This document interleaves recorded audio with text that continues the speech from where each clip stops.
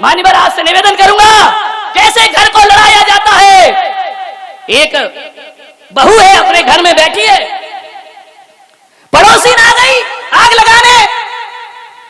अब बैठी, बातचीत की, नाश्ता किया, चाय पिया और जो भी बिस्किट बिस्किट उसने खिलाए, खाई। अब मालूम है कैसी आग लगाई उसने, घर में कैसे फूंका जाता है। कुछ लोग ऐसे ही होते हैं जिनका काम आग लगाना हुआ करता है। कुछ लोग ऐसे होते हैं जो पेट्रोल लिए बैठे रहते हैं कि कब जिनकारी भड़के और पेट्रोल डाल दिया जाना चाहिए। कुछ लोग ऐसे होते हैं समाज में। वो महिला गई, चाय पी ली, नाश्ता कर ली, जाते समय बहू के कान में बोल गई कि बहन अब मैं चलती हूँ। अब बताओ ये बात कान में बोलने की क्या जरूरत थी। ये तो सामने ही बोल देती ना कि अब मैं चलती हूँ। सासू ने कहा क्यों री, क्या बोल रही थी वो, जल्दी बता। अरे अम्मा जी कुछ नहीं। चुप, कैसे नहीं बोली? अरे अम्मा जी यही बोल कर गई है वो कि मैं चलती हूँ। चुप, ये बात कोई कान में बोली जाती है? जरूर मेरे खिलाफ भड़का रही होगी और तू भी उसके पक्ष में बोल रही है। सही अब बेचारी सही क्या बताए, बात तो यही है। लेकिन सासू की दिमाग में कीड़ा डाल करके चली गई, घर को आग लगा करके चली गई, घर को बर्बाद करके चली गई। सासू ने कहा मैं देख लूंगी तुझे। पड़ोसिन के बातों में लगी रहती है।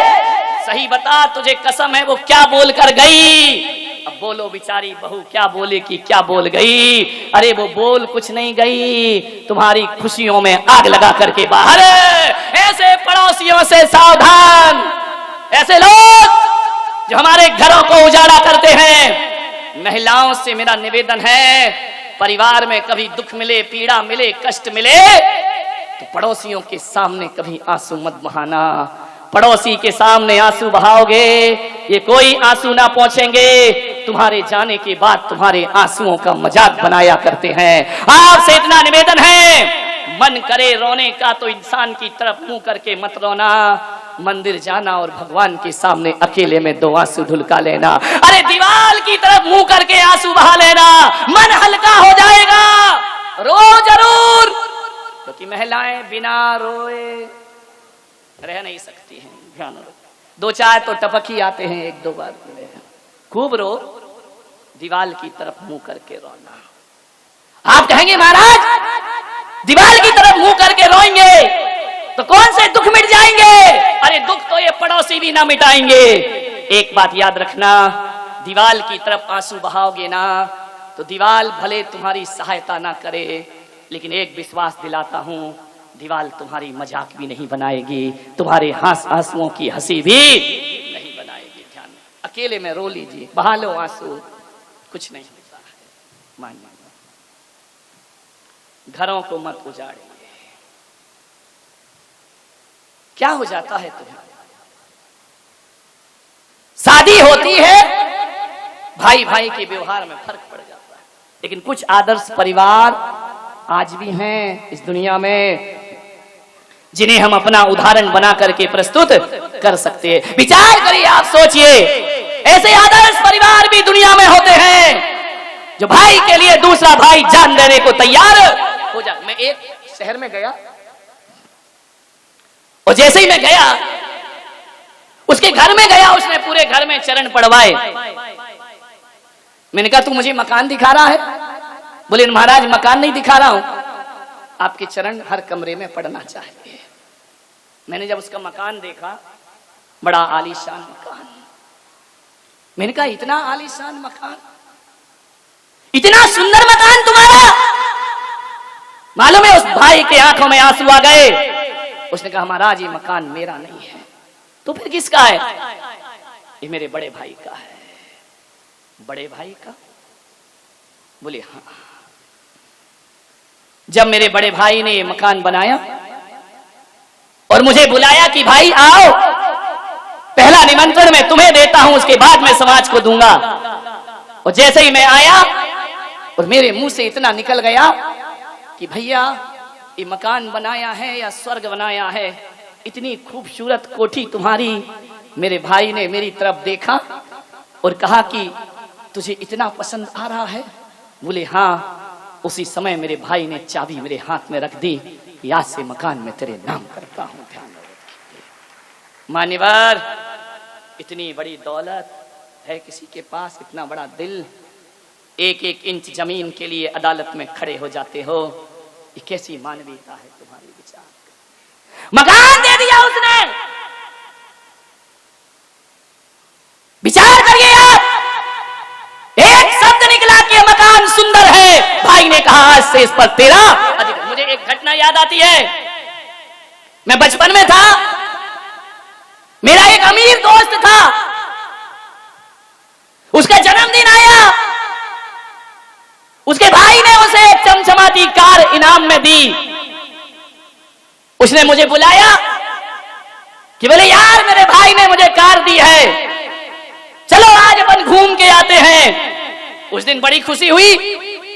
मैं कोई बहुत बड़े शहर का रहने वाला तो था नहीं, पहली बार पूरे गांव में कार आई थी। उसने बिठा करके मुझे घुमाया, ऐसा लगा कि अपन ही नरेंद्र मोदी हैं, बाकी तो सब कीड़े मकोड़े हैं, ध्यान रखिए। बैठ करके कार में जब उसने मुझे चक्कर लगाए, एक गांव से चल करके वह शहर आया। मेरे गांव के पास जबलपुर एक शहर है, एक रेस्टोरेंट में उसने कहा कि चलो कुछ खाते हैं। घबराना मत, मैं उस समय महाराज नहीं था, उस समय तो सब खाता पीता था, ध्यान रखिए। चलो कुछ खाते हैं। एक रेस्टोरेंट के सामने उसने गाड़ी खड़ी की। एक बच्चा गरीब, मैं देख रहा हूं कि वह आता है, जैसे बच्चों की आदत होती है, कार में धूल जम जाती है ना, तो उस पे अपना नाम लिख देते हैं उंगली से। उस बच्चे ने अपना नाम लिखा और जैसे ही हम दोनों उस कार के पास गए, बच्चा घबरा गया। मैंने कहा भाग मत, ये बता तूने इस पे नाम लिखा। बड़ी हसरत से देखा उसने उस कार को। मैंने कहा कार तुझे बड़ी पसंद आ रही है, बड़ी बहुत सुंदर कार है, किसने दी? मेरे दोस्त ने कहा कि मेरा जन्मदिन है, मेरे बड़े भाई ने मुझे कार दी है। तो जानते हो, उस बच्चे के मुंह से निकला कि काश, इतना कहा और रुक गया। मैं समझा कि शायद बच्चा कह रहा है कि काश मेरा भी कोई ऐसा भाई होता जो मुझे कार प्रदान करता। मैंने उस बच्चे से कहा घूमोगे इस कार में बैठकर? बोले आप घुमाएंगे? मैंने कहा बिल्कुल। पूरे शहर का एक चक्कर लगाया। लगाने के बाद बच्चा इतना खुश, इतना खुश। मैंने कहा अब उतर जाओ। मालूम उस बच्चे ने कहा कि मेरे घर तक छोड़ दोगे? अरे मुझे लगा ये बच्चा बड़ा गड़बड़ है, घर तक छोड़ दोगे, घर जाएगा, अपने मोहल्ले में बड़ी सेखी बघारेगा, काला ऊंची करेगा, हम इतनी बड़ी कार में बैठ करके आए हैं। मैंने दोस्त की तरफ देखा, दोस्त ने कहा चलो छोड़ दो, घर क्या बिगड़ता है, आज ही तो कार खरीदी है। जैसे ही घर पर गए, उसने कहा एक झोपड़ी में रहता था, उसने कहा यहाँ कार रोक दो। उसने कहा भाई साहब 2 मिनट इंतजार कर लो, मैं अपने भाई को लाना चाहता हूं। मैंने कहा हाँ बेटा, जा भाई को शान दिखा दे कि मेरी बड़े बड़े लोगों से दोस्ती हो गई है। बोले 2 मिनट रुकिए प्लीज, 2 मिनट रुके। ऐसी घटना घटी कि वह जैसे भीतर गया और अपने छोटे भाई को, जिसके दोनों पैर नहीं थे, गोद में उठा करके लाया। गोद में उठाकर जैसे ही लाया, छोटे भाई ने देखा कि भैया तुम इस कार में बैठकर आए हो, ये किसकी कार है? बोले देख वो जो सामने 2 खड़े हुए हैं, एक के भाई ने कार दी है। मैं सुन रहा था कि ये क्या कह रहा है। मालूम है उस भाई ने अपने अपाहिज भाई से क्या कहा कि भैया देख, एक दिन मैं भी पैसा कमाऊंगा और तेरे लिए ऐसी कार ला करके तुझे प्रदान करूंगा, फिर अपन दोनों बड़े मजे से एक खूबसूरत दुनिया देखेंगे, अपन दोनों घूमेंगे इस शहर में, तू चिंता मत कर भाई, मैं कमाई करूंगा, जैसे भी होगा। हे भगवान इतना सामर्थ्य प्रदान कर कि इसके भाई की तरह मैं भी अपने छोटे भाई को एक कार प्रदान कर। विचार करिए आप, उसने ये नहीं कहा कि मुझे ऐसी कार मिल जाए, उसने तो ये कहा कि ऐसी कार मिल जाए तो मैं भी अपने भाई को अपने हाथों से गिफ्ट कर सकूं। सोचिए, और आज आपका जीवन क्या है? आपके पास स्कूटर है, यदि बड़ा भाई कार ले आता है तो इंजन उतना नहीं जलता जितनी तुम्हारी छाती जला करती है। ले आया कार, बेईमानी की कमाई है, नंबर 2 की कमाई है। ये सारी गालियां तब निकलती हैं जब आदमी अपने आप से और किस्मत से हारा हुआ होता है। ध्यान रखिए, आपके पास यदि सामर्थ्य ना हो तो गाली निकलेंगी। ध्यान रखिए, जो आदमी जितनी गाली बकता है, जो आदमी जितना जोर से चीख करके बात करता है, वो भीतर से उतना ही पुरुषार्थहीन आदमी हुआ करता है। वो भीतर से उतना ही खाली होता है, उतना ही रिक्त हुआ करता है, उतना ही भयभीत हुआ करता है। ध्यान रखिए, कहा क्यों गालियां दी एक भाई को? तुम कार नहीं ला पा रहे हो तो भाई की कार बेईमानी की हो गई, और तुम ले आते तो ईमानदारी की हो जाती। ये भाई के फर्ज नहीं होते हैं। भाई का फर्ज याद दिला रहा हूं कि आपको तो ये सोचना चाहिए, अरे खुश होकर के जाके भाई के पैर छूना चाहिए कि वाह रे भाई, तू कार लेकर के आया, कम से कम इस मोहल्ले में एक कार तो आई। यदि प्रेम के व्यवहार रखोगे तो कभी बीमार पड़ोगे तो ये सोच लेना कि इतना तो मेरा भाई है कि बीमार पड़ूंगा तो एक कार में मुझे अस्पताल तक तो जरूर छोड़ेगा। ये खुशी नहीं मनाते हो, तुम अपने भीतर जलन पैदा करते हो, ईर्ष्या पैदा कर। अरे खुश होना चाहिए। अरे भाई के घर कार आई तो लगना चाहिए अपने ही घर में कार आ गई। इतना अपनापन अपने भीतर पैदा करो। हम तो उस देश के लोग हैं कि पड़ोस में अभी सहनाई बजती है किसी बेटी की शादी की तो हमारे दिल झंकृत हो जाया करते हैं। पड़ोस में यदि खुशियां मनाई जाती है तो हम भी उनकी खुशियों में शामिल हैं। फिर क्या बात है कि भाई की खुशी बर्दाश्त नहीं होती है, पड़ोसियों की खुशियां बर्दाश्त हो जाया करती हैं। अरे खुश होना चाहिए। एक भाई तरक्की कर रहा है, अपनी छाती गर्व से चौड़ी हो जाना चाहिए। एक भाई उन्नति कर रहा है, अपना माथा ऊपर उठ जाना चाहिए। मेरे गुरु आचार्य पुष्पदन सागर जी महाराज एक ऐसे आचार्य हैं, यदि उनका शिष्य प्रभाव ना करता है ना तो वो शिष्य की टांग नहीं खींचते हैं, छाती चौड़ी करके कहते हैं मेरा बेटा है और मेरे महावीर की ध्वज को आकाश में फहरा रहा है। ध्यान, ये सद्गुण होना चाहिए हमारे जीवन में। ध्यान रखिए, एक दूसरे से जलन, एक दूसरे से ईर्ष्या, एक दूसरे से कपट, रंचक दगा बहुत दुखदानी, सुख पावे संतोषी। खुशियां बांटिए दुनिया को। क्या दे सकते हो आप किसी को? खुशियां ही तो दे सकते हो। खुशियों के 2 फूल तुम्हारे मुख से नहीं झड़ते हैं। हर वाणी में बारूद भरा हुआ है, हर वाणी में कांटे चुभा करते हैं। ध्यान रखिए, अरे 2 शब्द अच्छे बोल दोगे तो क्या बिगड़ जाएगा तुम्हारी खानदान का? 2 शब्द अच्छे बोलोगे तो पुरखों का मान बढ़ जाएगा। ध्यान रखिए, प्रेम के शब्द चाहिए। दौलत ना हो तो भी चल जाता है। मान्यवर, नारी एक संकल्प करे कि मैं किसी भी परिस्थिति में अपने घर को नहीं टूटने दूंगी, अपने घर को नहीं बिखरने दूंगी। लड़ते तो भाई भाई हैं, इल्जाम पत्नी पर आया करता है कि जब से शादी हुई है तब से भाई भाई के दुश्मन। मत लीजिए इल्जाम, उनके अपराध, उनकी लड़ाइयां अपने सिर पर काहे कोई ठीकरा फुड़वाती हो कि जब से बहू आई है बेटा पराया हो गया। नहीं भाई नहीं। आज मैं कमरे में बैठा था, प्रशांत जी मेरे पास आए, उनकी धर्मपत्नी रेणु भी आई, दोनों आए। मैंने कहा आज दोनों आए हो, बताओ आज शादी की सालगिरह है क्या? उनकी पत्नी ने कहा नहीं महाराज। तो मैंने कहा दोनों कैसे आए हो एक साथ? मालूम है उस बहू ने क्या कहा? मैं रोज अपनी सासू के साथ आती हूँ, मैं पति के साथ बहुत कम आती हूँ। मान्यवर सोचिए, जो सासू के साथ आना ज्यादा पसंद करे, पति के साथ कम, वो बहू बहू नहीं होती, घर की लक्ष्मी हुआ करती है। ध्यान विचार करना है आपको। मैं अपनी सासू को पसंद, उनके साथ में ज्यादा आती जाती हूँ। मान्यवर सोचिए, वरना आज तो ये हालात है कि बड़ा भाई भोजन करने आता है तो देवरानी बाहर निकल जाती है, तो देवर आता है तो जिठानी बाहर निकल जाया करती है। आज तो ये हालात है। अरे कभी सिर जिठानी का सिर दुख रहा हो ना तो समझदार देवरानी को कहना चाहिए कि भाभी आप जाकर के सो जाओ, आपके बच्चों को गर्म फुलके बना करके मैं खिलाऊंगी। वो आपके नहीं, वो मेरे ही बच्चे हैं। और एक बात ध्यान रखना, अपने बच्चे को 2 मिनट बाद खिलाना, जिठानी के बच्चे को 2 मिनट पहले खिलाना, कुछ नहीं बिगड़ जाएगा, तुम्हारा बच्चा भूख से मर नहीं जाएगा, तड़प नहीं जाएगा। लेकिन ये छोटी सी बात तुम्हारी इज्जत देवरानी जिठानी के सीने में बढ़ जाएगी, जिठानी के मन में तुम्हारा सम्मान आगे। क्या फर्क पड़ता है, सब्जी तो तुम्हें बनानी ही है ना। बहुओं से मेरा निवेदन है, क्या करना है, घर को संवारना है ना।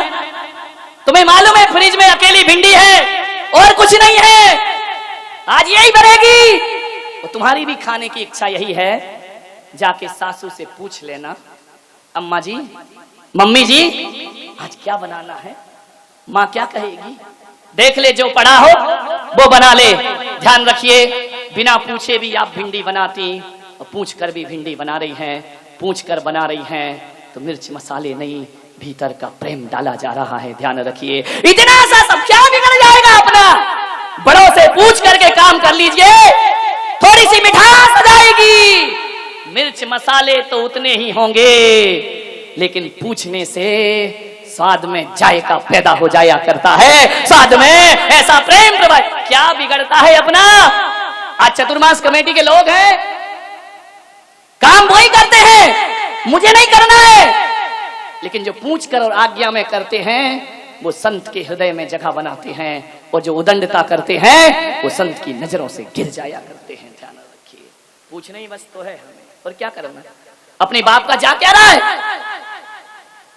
सोचिए, विचार करिए, किस बात की मालिकियत, किस बात की हुकूमत। समाज की चीज समाज में जाएगी। ध्यान रखिए, थोड़ा सा व्यवहार बदलने का प्रयास करिए अपने जीवन। मान्यवर, भाई कभी भाई की बात ना काटे, ध्यान रखना। एक भाई ने जो कह दिया तो कह दिया, फिर उसके पीछे कुछ भी। आज मैंने 21 साल हो गए मुझे घर छोड़े हुए, लेकिन आज भरी समाज के बीच में बोल रहा हूं कि मैंने घर छोड़ा है, लेकिन मेरे घर में भी भाई बहन हैं, लेकिन आज भी उस घर में कोई भी भाई बहन मेरी इजाजत के बिना कुछ करता नहीं है। एक बात ध्यान रखिए, वो मेरे से बड़े हैं, उम्र में बहुत बड़े, 10-10 साल बड़े हैं, लेकिन आज भी यदि एक आदेश कर दिया जाए तो उन भाइयों ने कभी ना कहने की हिम्मत नहीं की, कभी मुझसे जुबान लड़ाने की हिम्मत नहीं की। ध्यान रखिए मान्यवर, भले मैं सन्यासी क्यों ना हो गया हूं, लेकिन कोई भी कार्य, कोई भी निर्णय बिना आशीर्वाद के वो अपने जीवन में स्वीकार नहीं किया। मुझे याद है कि जब मैं घर में था, सबसे छोटी औलाद था मैं अपने परिवार में, यदि घर में खाना बन जाए और मैं स्कूल से आने में लेट हो जाऊं तो मेरे दोनों बड़े भाई तब तक भोजन नहीं करते थे जब तक मैं स्कूल से नहीं आ जाता था। जब तक एक थाली में ना खिलाए तब तक उनके जीवन में उनका पेट नहीं भरा करता था। जब भी नए कपड़े आते थे, चाहे मैं कपड़े खरीदूं चाहे वो खरीदे, ये नियम था, जब तक छोटा नहीं पहनेगा तब तक घर में कोई कपड़े पहना। मुझे कपड़ों का बहुत शौक था, समझ गए क्या? हर हफ्ते कपड़े आते थे। खाना कम चल जाएगा, 3 चीज के मुझे बहुत शौक थे। एक तो बाइक चलाना, वो भी गया, कपड़े अच्छे पहनना, वो भी गया, और पिक्चर देखना, वो भी गया। जय राम जी की हो गई। एक आदमी ने पूछा, पत्रकार ने, कि आपको अच्छे कपड़ों का शौक था और आज बिना कपड़े के घूम रहे हो। मैंने कहा हाँ यार, मेरी जो चॉइस है ना बहुत हाई फाई है। बोले क्या मतलब? मैंने कहा मैं हल्का नहीं पसंद नहीं करता हूँ, बहुत हाई फाई सोचता हूँ। मैंने सारे कपड़े पहन के देख लिए, फिर मैंने कहा मैं ऐसे कपड़े पहनूंगा, ऐसे कपड़े पहनूंगा जो दुनिया के किसी भी मील में नहीं बनते हो। ध्यान रखिए, जो कभी आउट ऑफ डेट नहीं होते हो। तुम्हारी ड्रेस आउट ऑफ डेट हो जाएगी, लेकिन ये 2600 साल से अप टू डेट थी, है और हमेशा रहेगी। ध्यान रखना, तुम्हारे कपड़े दुनिया की मील में मिल जाएंगे, लेकिन दिगंबर संत के वस्त्र दुनिया की किसी मील में नहीं मिला करते हैं। और दिगंबर संत के वस्त्र यदि कहीं मिलते हैं तो माँ की गोद में लेटे हुए निर्विकार बच्चे में दिगंबर संत के कपड़े मिला करते। खाओ तो अच्छा खाओ, वरना भूखे रहो। इसलिए मैं अच्छा खाता हूं, कचरा नहीं खाता, ध्यान रखिए। मैं काहे को बड़े हुए व्रत के छिलके खाऊं, मैं काहे को सबरी के जूठे बेर खाऊं। अभी एक जगह गोपाचल में मेरे आहार हुए, ऋषभ के यहां इतनी मोटी मोटी रोटी टीकरे बना के ले आई। बोले महाराज खाओ, मैंने कहा नहीं। बोली महाराज ये सबरी के बेर हैं, मैंने कहा राम को खिलाना। ध्यान, सबरी के बेर। मैंने कहा मैं तेरी मोटी रोटी खा जाऊंगा, मुझे कोई दिक्कत नहीं है। अब राम ने जूठे बेर खाए थे कि नहीं, उसने मुझे समझाया। मैंने कहा खाए थे। बोले तुम भी खा लो। मैंने कहा राम के पास दूसरा ऑप्शन नहीं था। था क्या? मेरे पास 12 कटोरी है, और यदि राम के पास दूसरा ऑप्शन होता तो कहते सबरी बेर तो तू खा लेना, आज मेरे हरि का त्याग है। लिया माल मलिदा, यहां ध्यान रखिए। महावीर ने उबले हुए उड़द खाए। दूसरा ऑप्शन था क्या? खीर होती तो क्या चंदना उड़द खिलाती, छिलके खिलाती, और होते छिलके और खीर दोनों होते तो मेरा पूरा विश्वास है